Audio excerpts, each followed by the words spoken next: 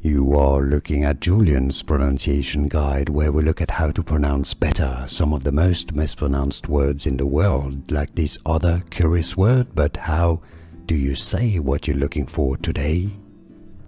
Buongiorno, we are looking at how to pronounce the name of this Italian grape variety. We'll be looking at how to say more confusing names from the wine world in Italy. Verdicchio, verdicchio. So because there's a double CH, it's a K sound, but you want to make it long because there's double C. So insist on that K syllable. Verdicchio, verdicchio is how the Italians would say it. It's easy, and now you know. More videos for you here to learn more wine pronunciations in particular. I'll see you there. Like this video if you found it useful, and thanks for watching.